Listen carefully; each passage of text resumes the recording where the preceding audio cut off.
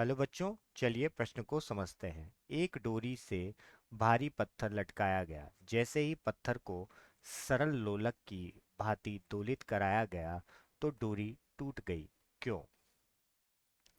तो सबसे पहले हम यहाँ पर देखेंगे मुख्य अवधारणा। अगर मैं मुख्य अवधारणा की बात करूँ तो मैं सरल लोलक के बारे में बात करता हूँ। तो सरल लोलक क्या होता है? जो सरल आवर्त गति करता है। और इस पर क्या होता है, एक डोरी से हम एक पिंड को लटकाते हैं। तो यहाँ पर अगर मैं बात करूँ तो इस पर लगने वाले जो बल होंगे, तो एक तो होगा तनाव बल होगा जो इसके केंद्र की तरफ लगेगा, और एक भार बल होगा जो नीचे की तरफ लगेगा। अब अगर मैं बात करूँ कि ये यहाँ पर क्या कर रहा है, ये यहाँ पर V चाल से आगे बढ़ रहा है। तो V चाल से ये अगर बढ़ रहा है और इसकी जो लंबाई है डोरी की वो L है, तो अगर यहाँ पर हम देखें तो एक अतिरिक्त बल यहाँ पर कार्य करता है जिसे कहते हैं हम अपकेंद्र बल। वो जो बल है अपकेंद्र बल, जिसकी दिशा क्या होती है, विपरीत होती है केंद्रक के। और इसका मान किसके बराबर होता है, mv का वर्ग बटे L।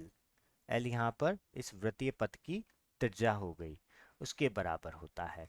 तो चलिए इस मुख्य अवधारणा का उपयोग करके हम हल करते हैं। हल तो हमें क्या दिया हुआ है कि एक पत्थर को हमने क्या किया है, लटकाया है।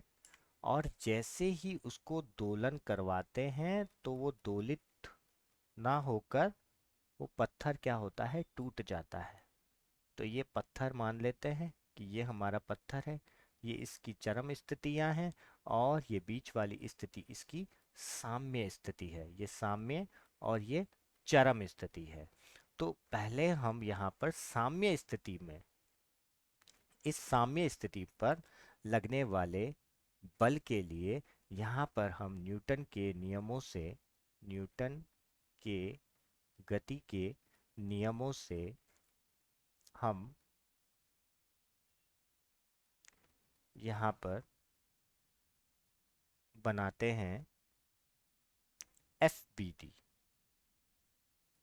तो अगर मैं यहाँ पर बात करूँ यहाँ पर मुक्त रेखा चित्र की, और मैं ये किसके लिए बात कर रहा हूँ, साम्य स्थिति के लिए। तो साम्य स्थिति में यहाँ पर जो बल लग रहा है, एक तो भार बल कार्य कर रहा है और एक तनाव बल कार्य कर रहा है।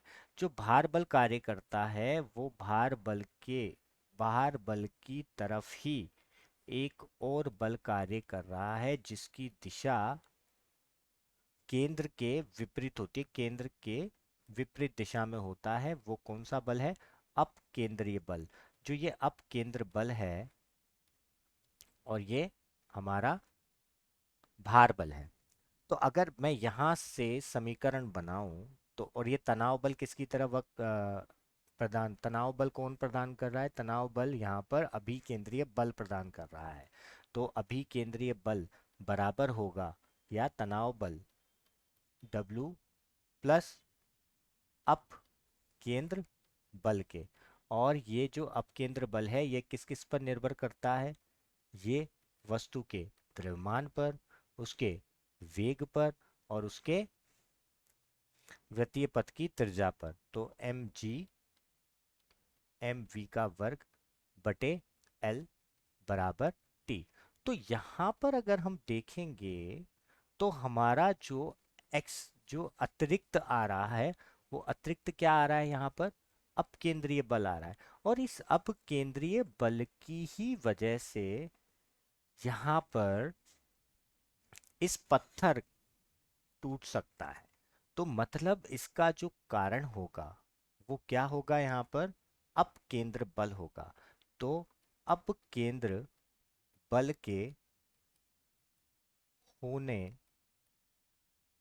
या अधिक होने से